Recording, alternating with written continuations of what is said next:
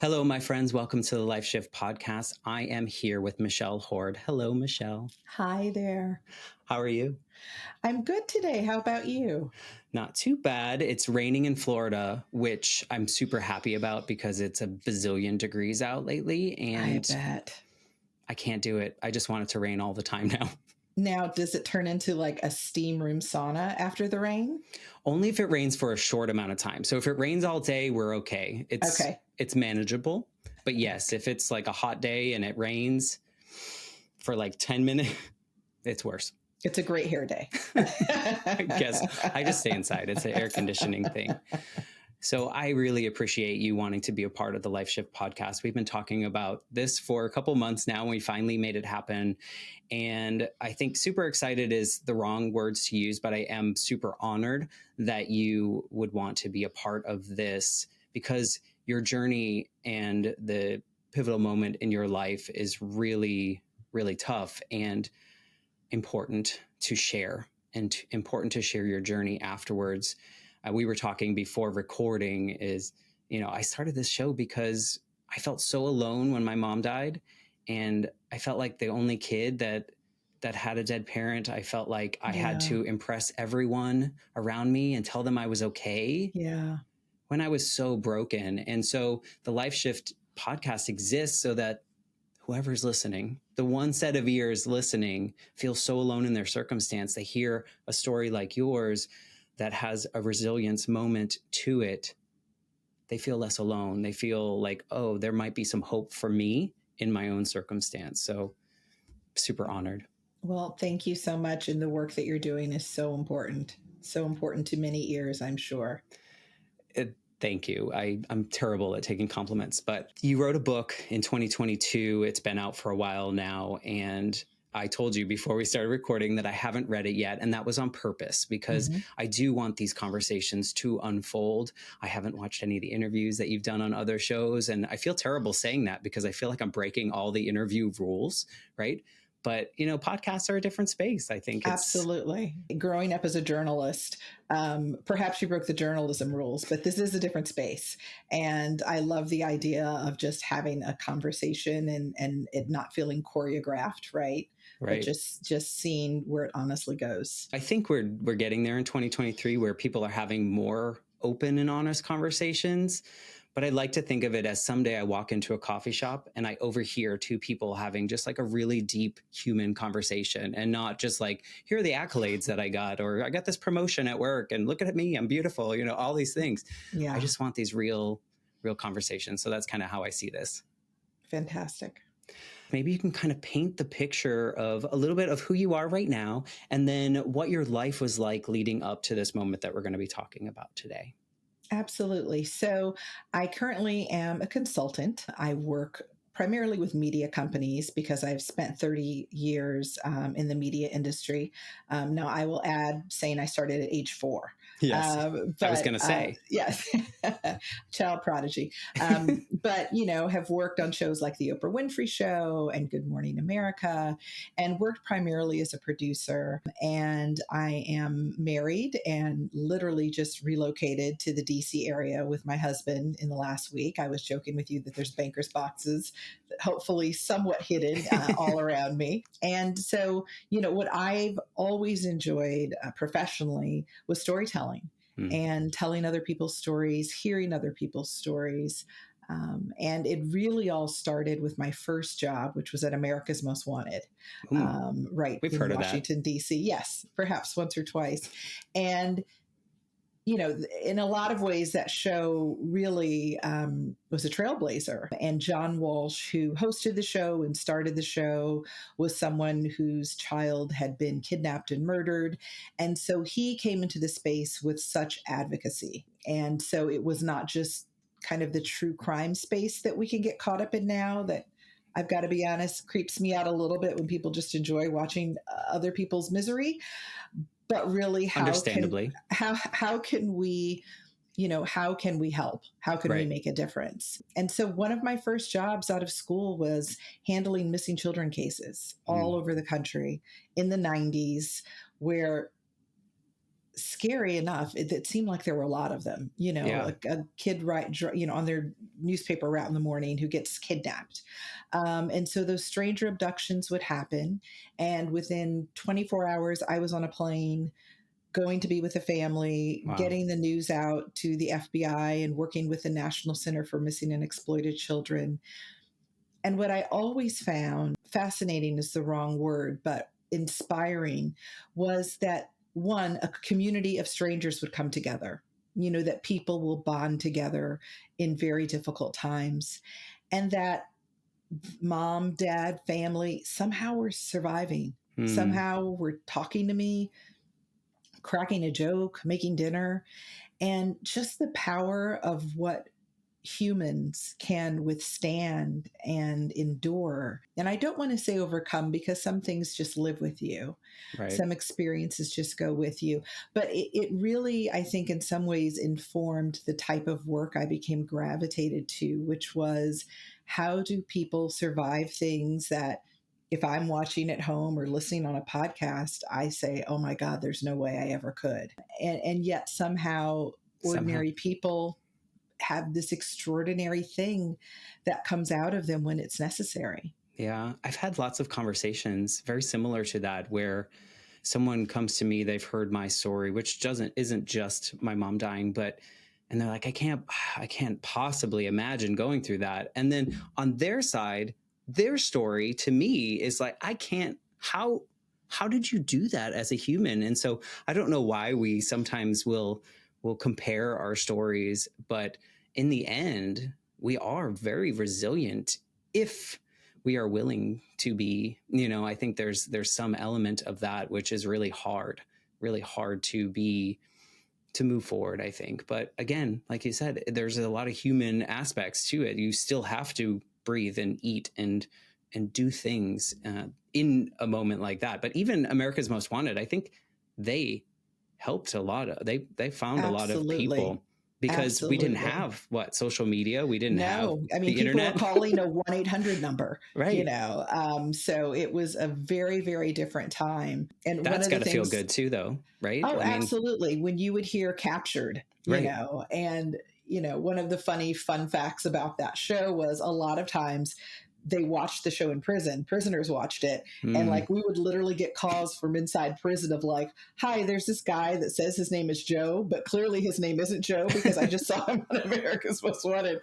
So, I mean, people really felt it was a way to connect before we yeah. had all of these, for good or for bad, other social ways that we're able to connect with people. Yeah. It was a way, I think, where people felt like they could connect and make a difference. That was before the Amber Alert system as well? It was. Yeah. That's exactly right. Yeah. That case was one of the cases covered on America's Most Wanted. And yes, it was before that system. So we were on Fox, and we would do these missing child alerts with all of the Fox affiliates, hopefully within hours, because unfortunately in those cases, 24, 48 hours pass and there's not necessarily a lot of Right. hope left. So yes, it was a very, very different time. Yeah. But the things I took away from it for sure still remain today. Is the stories of these real people, because I think too, now, like you pointed out, this true crime fascination, sometimes the story gets a little glamorized, or the event gets more glamorized than the actual story of the humans behind it that had to face it. I thought about Yes. it in the, oh God, what was that story? The Love and Death, I think, is the latest one on HBO about Candy Montgomery. Mm-hmm. And what you read in the papers, the deeper articles that not a lot of people read, are the families of the woman or her former friend that was the victim, and how that brings things back up. Sure. And they didn't overcome anything. I'm sure it still lives with them, but now they're reminded of it in a way that other people are glamorizing it. So there is a challenge in that as well. No, for sure. Yeah. For sure. No, that's amazing work, but I can see how you would gravitate to the more positive elements, Yes. maybe. Yes. Yeah. For sure. For sure.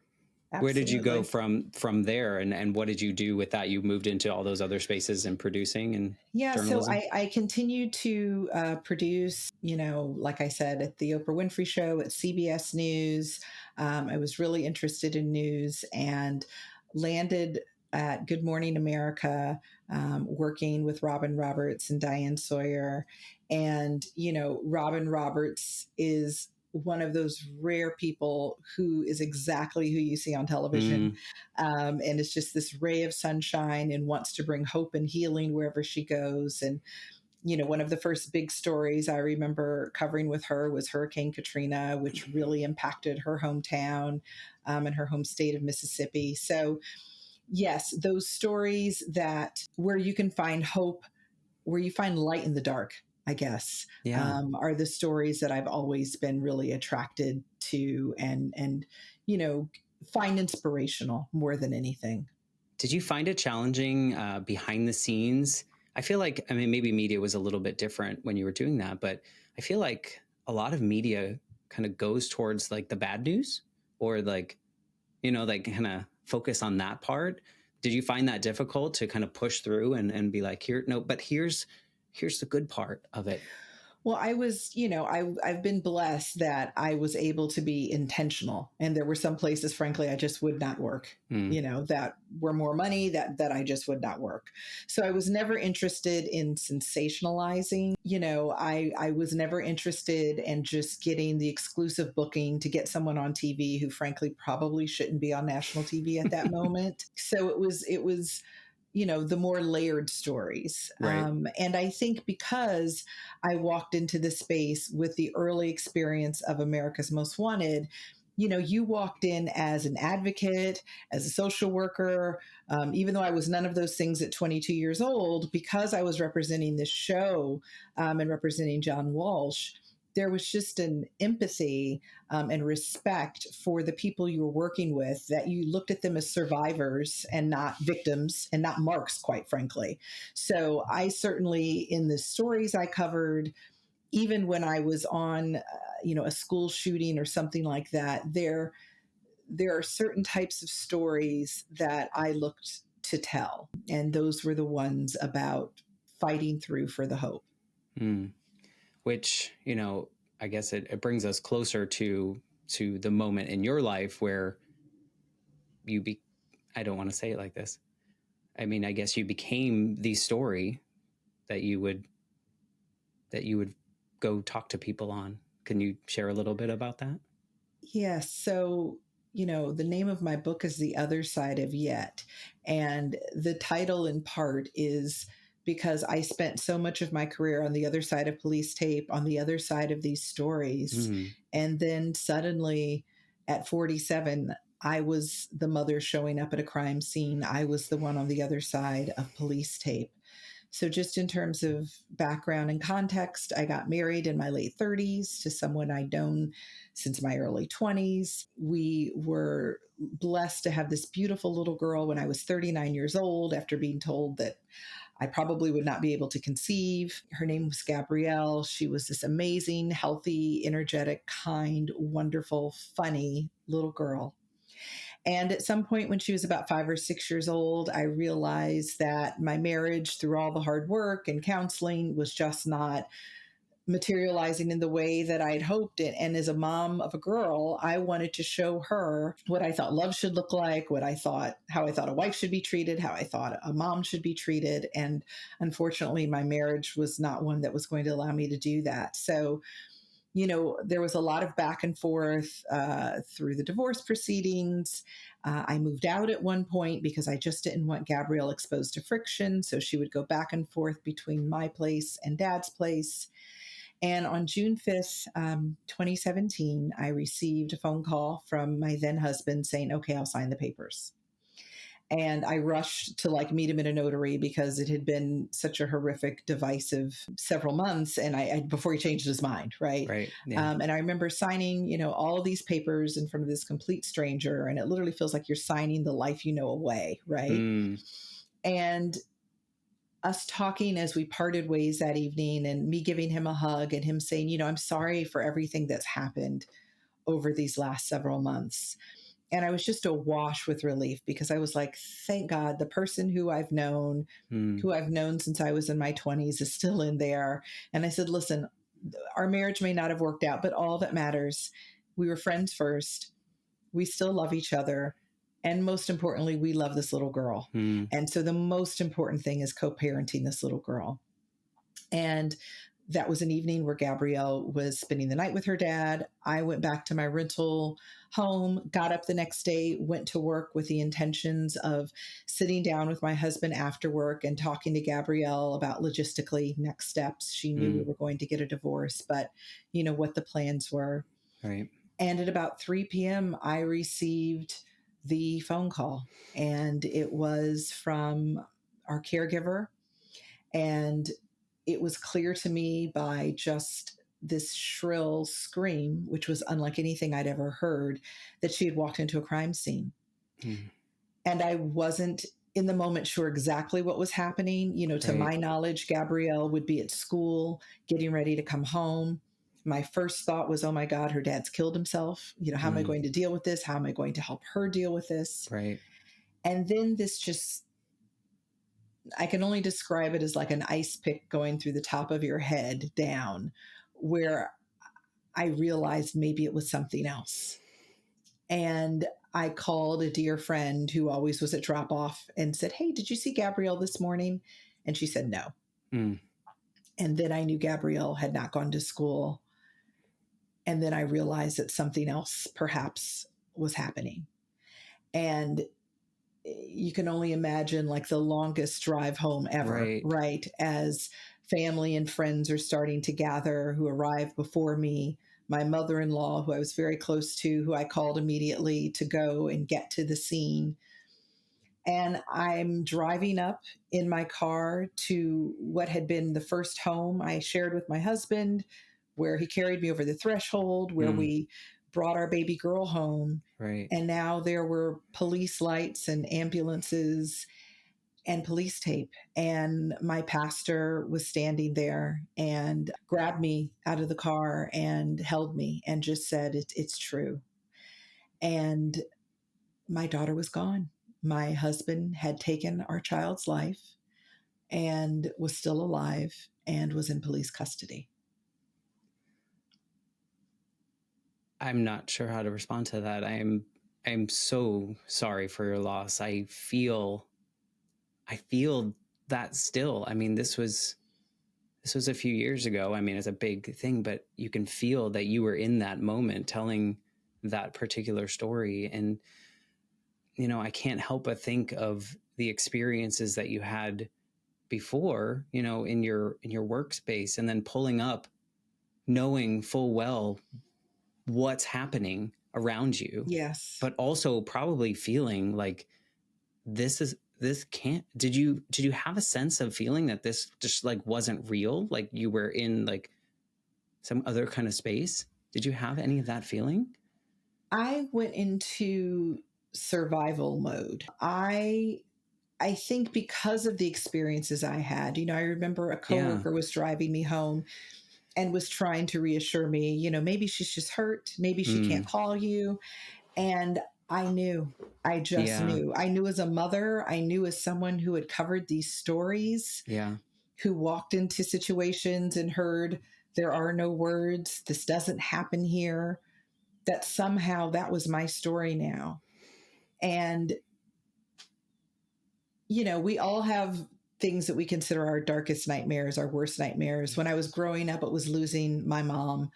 I lost my mom suddenly when I was 24. She was 50. So I was an adult, but certainly a young adult. And she died of a cerebral aneurysm. And it was, unexpected. And so the second worst nightmare was losing a child.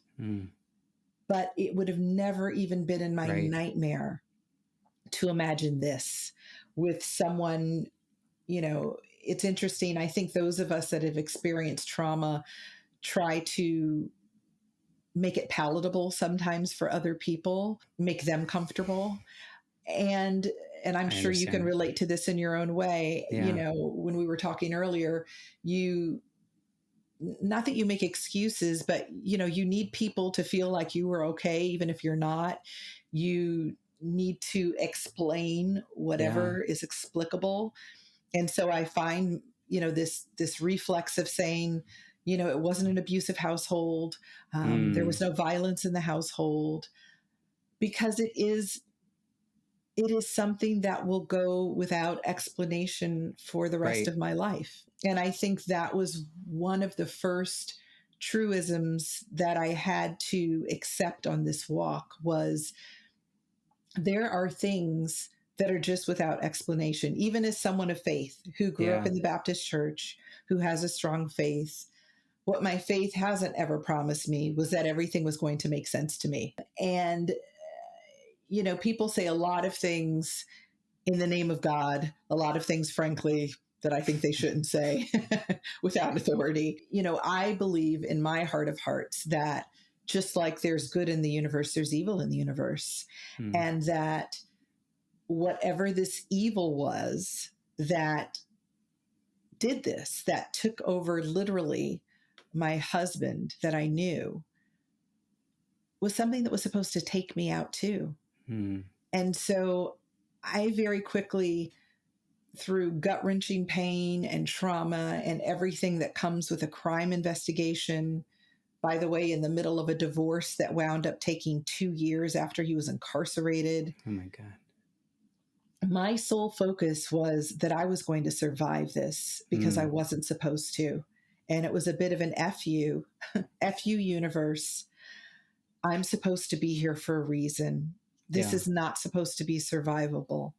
This little girl was my biggest dream and the light of my life.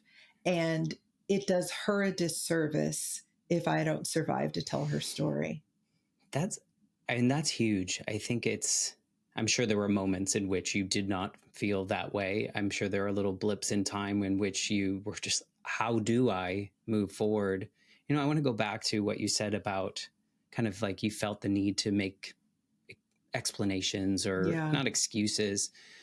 And if this question is too far, please tell me. But was there a part of you that absorbed some kind of like, what could I have done moment? Because I think when my mom died, I was 8 and I blamed myself that I didn't stop her from going on this trip as a 32-year-old woman that can clearly make her own decisions. But I remember having a temper tantrum like before she went, and she's like, it's fine. It's fine. And then it wasn't. And then so I absorbed that as an 8-year-old. I can imagine as a grown person with your own thoughts. Did you have any of those moments in which? Sure. I mean, listen, as a parent, as a mother, wondering what I missed, wondering what I didn't see, I'm incredibly grateful that I was able to very quickly start to work with a trauma therapist who I still work with to this day. And one of the first things she said to me, and she'd grown up in the Manhattan DA's office, is, you didn't miss anything because there was nothing to see. Right. That helpful. is truly a sociopath. And certainly everyone in my life, from my father to dear friends, it's as if we all felt like I was this very safe driver that got mowed down by a Mack truck. And so much of life in those early days and months and weeks and even years after were, what's coming? Can I see what's coming? Can she see what's coming? And one of the lessons had to be, one, really letting go of ever understanding. And then 2, realizing that there just are some things outside of our control. And I think for me, and it's interesting because as I started to write this book, COVID happened. And I found, strangely enough, or perhaps not strangely enough, that my ability to articulate my story became much, much easier when COVID happened, because all of a sudden there was this universal thing that was not possible. It was not possible. Yeah, it was out of a horror movie until it was, right? And once it was possible, what else is possible, right? When something sudden, horrific, traumatic happens, it sort of opens up this door of like, oh my gosh, if this could happen, what else could happen? I'm sure you experienced that as a young man of like, don't tell me what is or isn't possible, because I've already seen what's possible, right? And so at different levels, which is why I think these conversations are so important right now, and that people are willing to testify and be vulnerable. we all have experienced incredible trauma and loss of life as we've known it in the past few years, even Yeah. if you didn't lose someone personally. Yeah. And so acknowledging that and understanding it will never make sense. We'll never be able to understand, why there were families that were completely wiped out by COVID and others that weren't, right? Or why it spread, or why, Right. even Yeah. science can't emotionally help us, right? Connect to what happened, Right. and promise us that we're safe today. And, the dirty little secret is we were never assured that everything was going to go smoothly, right? Like we've never been assured that something like this couldn't happen. And so when it does, it gives you this realization that I've only have this moment. I only have right now. I have this false sense that I'm somehow controlling what's happening around me. Yeah. And in reality, I'm just on this walk, whether that's a walk of faith or a walk with the universe or walk with loved ones. I'm just on this walk, and all I can do is just put one foot in front of the other. Yeah. You're right. You hit on the power of storytelling and collective experiences, right? And I think they kind of go along with your mention of the pandemic. There's something that we never imagined, and it was a collective thing. Like everyone around the globe pretty much was experiencing something very similar, whether people wanted to believe it was happening or not. It was happening around them. And that aligns with the power of storytelling to me, is because now someone can understand, someone's sharing this experience. You're sharing your story. The people that you worked with at America's Most Wanted, the people you were telling stories of on Good Morning America and working with Oprah and all these other things, that was helping other people understand that their circumstance is survivable. It is, you can move through it. You can move with it. I don't think you're going to move past it. I think that's really difficult. People yell at me when I tell them, I don't know if they yell, they say things to me when I tell them that I closed the door on grief on my mom. And it's interesting to me. I do think I did. But that's a different circumstance. You were a fully formed adult. You were a fully formed person moving through the world. I was 8 years old. There aren't many memories that you keep with you from that moment in time. So my mother at this point in my life is a figment, like is an idea, is a construct of a mother figure, which sounds terrible to say, but a lot of people, sounds real. It's, and that's why I do the show. I think I was conditioned growing up, and I think maybe you were as well, and a lot of people were conditioned to say the things that make people comfortable. Absolutely.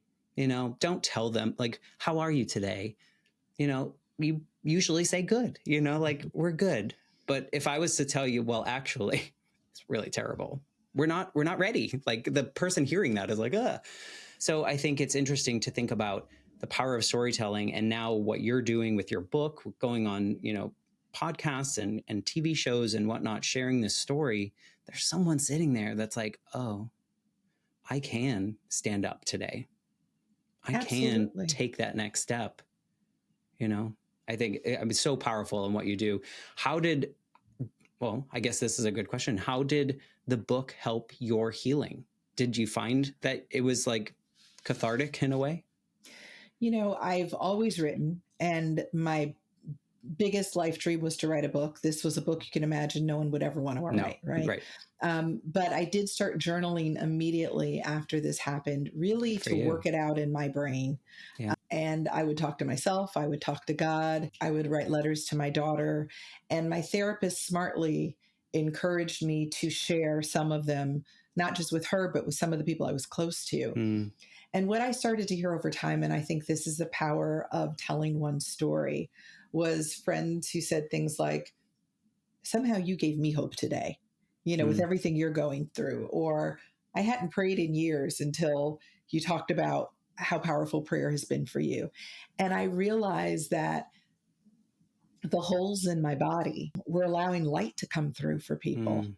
And that in some ways, this wasn't about me. This was about how perhaps I could be used. And I say that with no delusions of grandeur, right? But like, how can I be a vehicle or a vessel to share what's possible, even when the impossible happens. Yeah.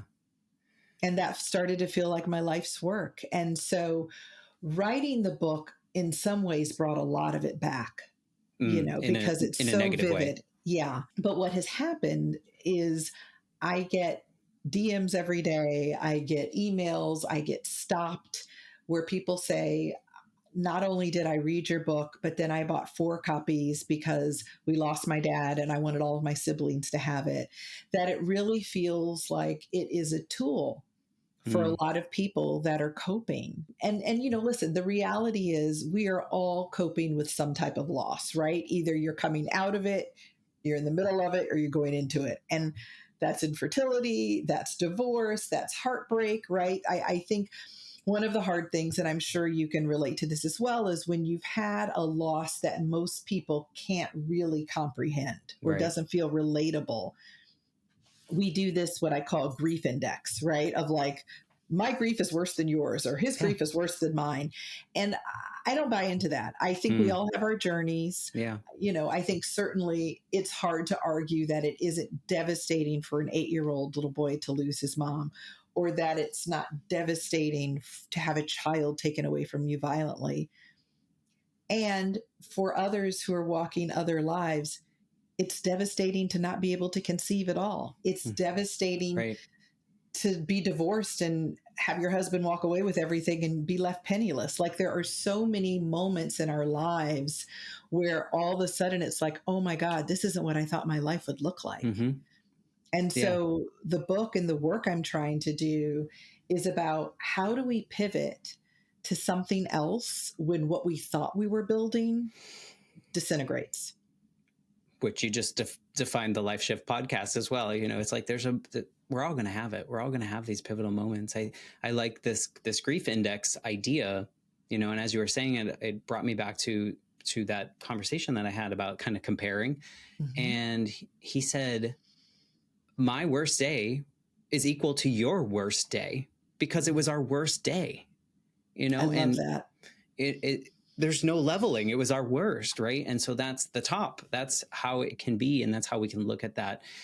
And you're right. I mean, people are facing things, and what might seem insurmountable can be. And what you're doing for people, like these people stop you in the street and tell you how valuable your story is, I'm sure that is helping fill maybe some of those holes or some of those missing pieces, and understanding that, like, I'm putting out some kind of good in the world despite such tragedy, such hardship, such challenge, right? And I bet that's even more valuable than, selling another copy of your book, just understanding. Absolutely. And my publisher wouldn't want to hear this, but I'm much less concerned about selling copies of my book as getting the message out. Right. And so, I've started working as a coach. I am going out and speaking. And it's really because so many people are living with extraordinary circumstances that they don't quite know how to manage. And there really are some practical tools that I started to see in my early days as a producer that I lived out that I do think help people. Yeah. And they can help people professionally, they can help people personally, but there are, there's not a formula, A, B, C, D, but there are some consistent things that researchers would say, and people who've experienced, trauma and loss would say, help you cope. And you just mentioned one of them, how can I make an impact on others? Yeah. That can be starting a foundation for some people. I started a foundation in my daughter's memory called Gabrielle's Wings that works to help children around the globe. That could be something like making dinner for my neighbor and knocking on the door. Sometimes we don't know how to help in these situations, but just trying to get outside of yourself and trying to make an impact, I think, is one of the key pieces on the path to healing. It only took me 25 years to come to this podcast. Oh, actually 35 years. I don't know, a long time. What has been the most impactful thing, like thing that you did in your journey that helped you kind of get to that next level of, not just surviving, but finding a way to live? I think deciding, I made a decision really early on, again, as a journalist that watched these stories, that Right. Gabrielle's story was going to be of who she was in the world and not what happened to her. And that was the root of the foundation. And so for me, what has given me oxygen is seeing beautiful little kids that look like my daughter who are getting swim lessons or going to camp, or given the social emotional learning tools that they now need in this crazy post-COVID world that they're living in. Getting a hug from one of those kids, hearing a great story about one of these children who perhaps would not have had access to things except for the work that the foundation is doing. That's my daughter's legacy. Yeah. And I've had people say, she only lived 7 years, but wow, think about what those 7 years are doing all over the globe and the children that she's touching. And so that for me, on my worst day, is to remember there's a way that I can impact other children that honors who she was and honors my love for her as a mother. I mean, the way you described her early on, it sounds like she would love doing this as well. And Absolutely. that she would love being with those other little kids that needed something in their life, and someone stepped in. And so I can imagine there's a component of just like living, or like her living through you in this way of serving these little, you work with younger kids, right? Yes, elementary age kids in underserved communities. And, for that's a lifelong impact. That's exactly for those kids. Right. Well, and that's why we chose that age group. Gabrielle was 7. She was in the 2nd grade, but we also know statistically the game-changing years are those elementary age years, right? I know. And so, yes, of course you do. Yeah. Of course you do. And so getting to children during those years makes a huge impact. And for Gabrielle's last 2 birthday parties, she did backpack drives because her birthday was in August. And, we would go to the local, nonprofit that helped kids who didn't have school supplies and take the backpacks afterwards. So even as a small child, it's who she was becoming. It was what her spirit was. And so I feel like I'm honoring, her spirit and honoring her in so many ways by this work. Yeah, I love it. I mean, I picture her and that, when you see those other kids and just how that can just be a part of their journey. And like you said, that impactful age. I imagine as an 8-year-old, if things were afforded to me in a different way. It was the 80s, so there wasn't a lot of talk and help and those kind of things. And so, that was my journey. But the things that you can be doing, just even a small thing, you give them something that they just didn't have before, that they didn't know they needed, can spark something. I was talking to someone the other day in which they created like a solar light system, and they go to war-torn countries or places like in Haiti after the earthquake, and they bring these little kids this magic, right? This solar powered light. And we talked about how, that's great utility, but imagine as that kid seeing that there's hope in some kind of magic, that the creator of this came and gave it, you invented this, that's possible. So I picture that in these kids that you're helping through this foundation, which is huge and impactful and will continue on through their lives. And I'm sure by having that, what does that trickle effect look like, right? I mean, they were afforded something as a child. Imagine how many people they might help because of what you did for them. Absolutely. It's the butterfly effect, which is, one of the things behind, the name Gabrielle's wings. She loved butterflies. I think of her as a little angel, but the idea that a small impact can have such a huge impact, right? That doing a small thing. And so to your point, a small kindness that, we can all probably remember as children, an adult saying or doing something that we remember to this day. They may not even remember who we are, right? Like we may not have been in touch with them in 20 or 30 years, but it's amazing how those moments can go on to shape children. And so we try to be really intentional in our work about creating those opportunities for safety, for affirmation, and that are empowering. Yeah. And inspiring. Yes. Right? Because other people are going to see it, or they're going to feel it, and they're going to remember that moment. I go back to another person I spoke with. They were 15, maybe 16, ready to drop out of high school. One of their teachers pulled them aside like the day before they were going to just like, I'm dropping out, and was like, one more day. I want you to write me 3 poems. We're going to submit this for a scholarship. She ended up winning a scholarship, ended up going to the college of her dreams, ended up getting the job of her dreams.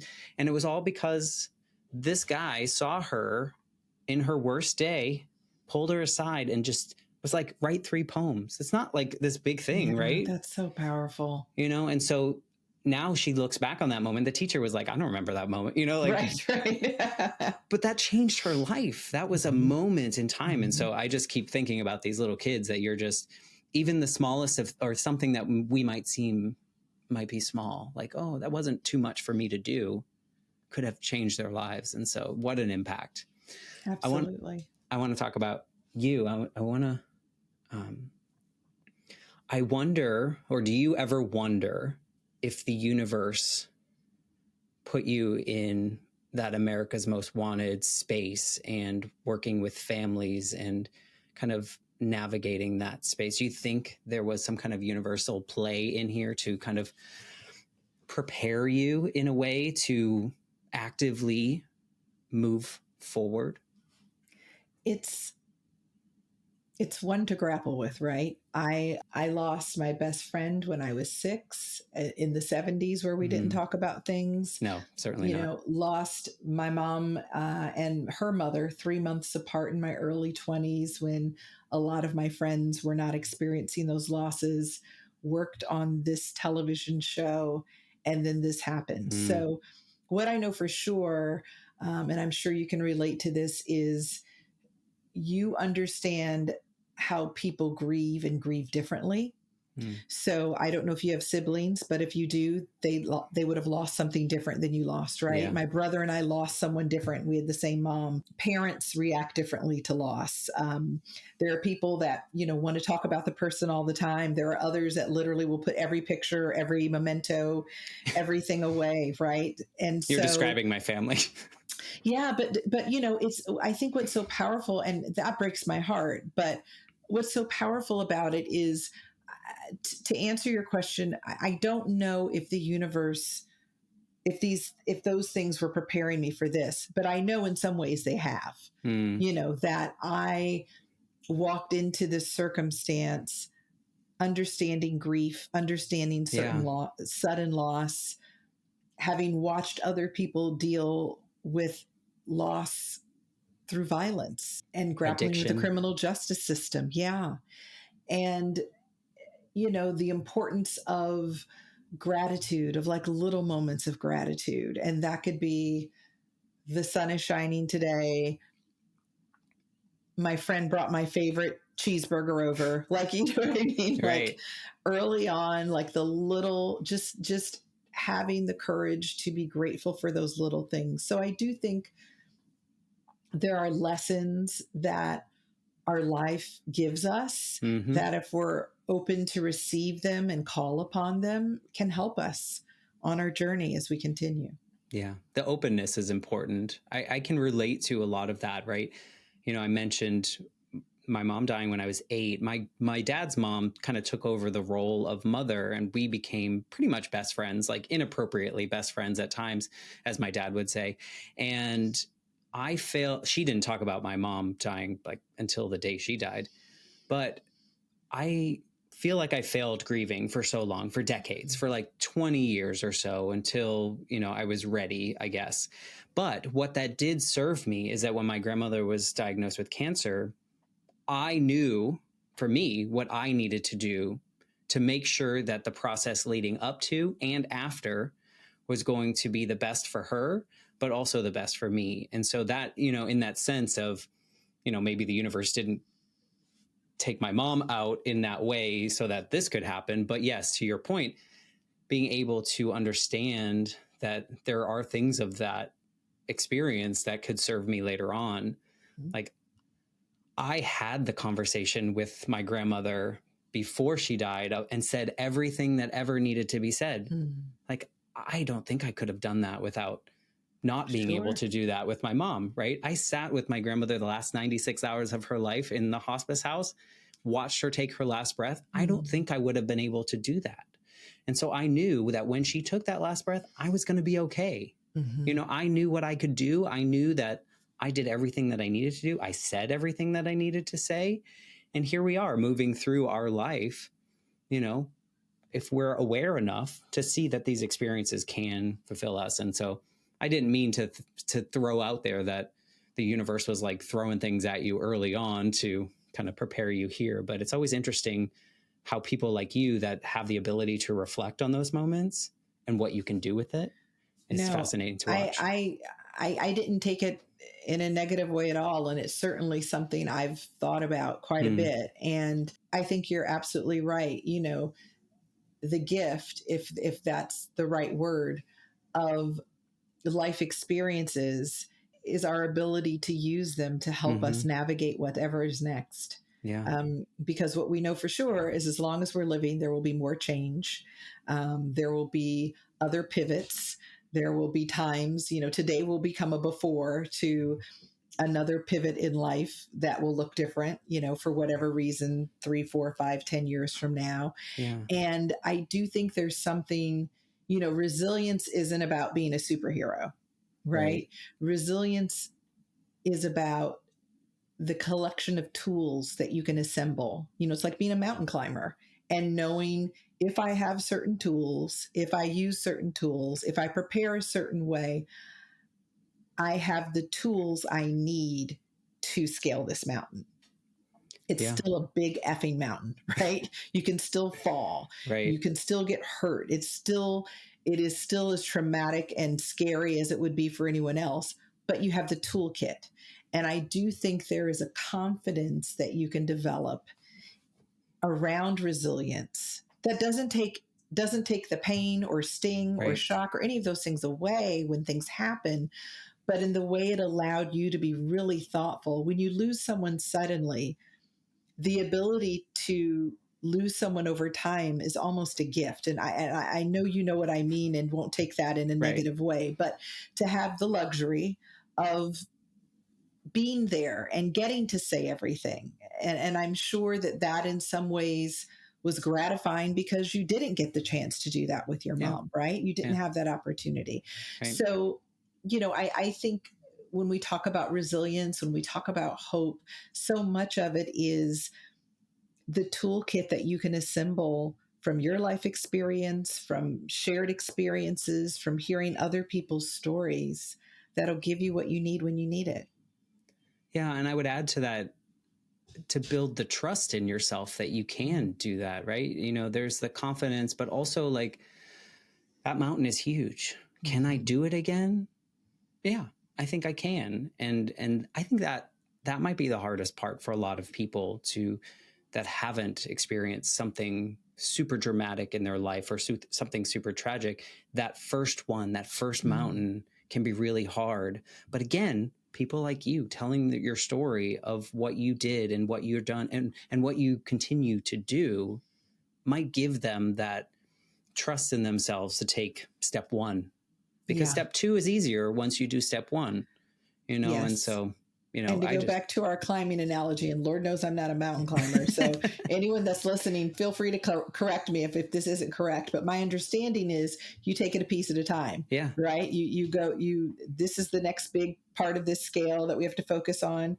And so the idea of overcoming or healing or surviving my daughter's murder has never been the goal. The goal has been to choose to live today and survive today. Yeah. And that's a choice you make every day. To the extent it's within your power, right? And sometimes that's Ben and Jerry's in a nightgown. Like, it's not a podcast. It's not, you know, trying to do a little something to your hair. It's like, no mas, can't do this today. Yeah. And that's okay. That's exactly right. Yeah. That's always, people going through something new in their experience, they losing someone. I think a lot of people want to just like try to solve it for them or help them. And my advice at this point in my journey is always feel however you are feeling and be okay with that. Acknowledge it. I think early on I would laugh and then I would feel like, oh no, should I have laughed? And I'm like, I'm a human. Like we're going to have these moments and it's okay to be at any point in you could be so mad. It's okay. You honor it, move through it, move with it, however you need to be. And that's the only advice I can give to people because like you pointed out earlier, a grief journey is different for every single person and it's your own. Absolutely.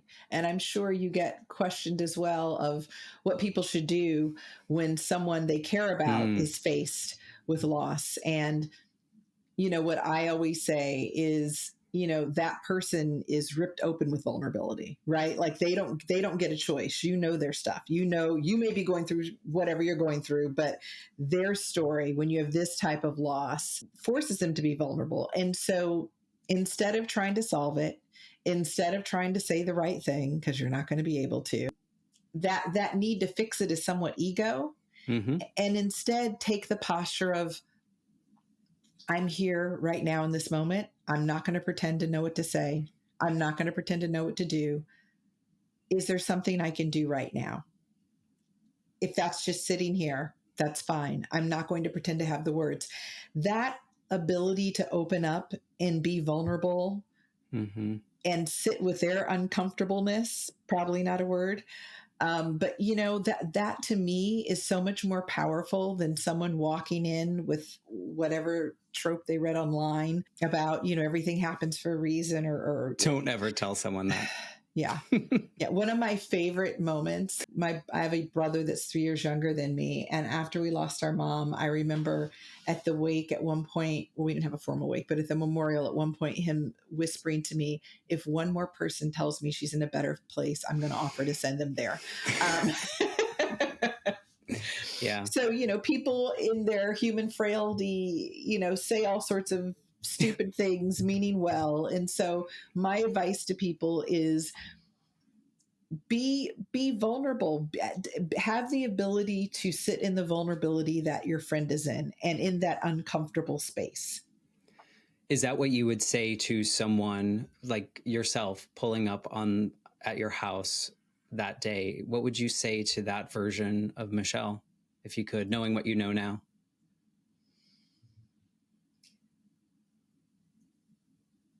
That it will be a minute by minute, breath by breath journey, and to give yourself the grace to be exactly where you are right now, knowing that it won't always be what it is right now.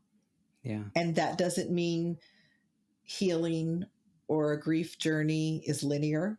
There are days that feel like day one still. They don't last as long. They aren't as triggering. They aren't necessarily as debilitating.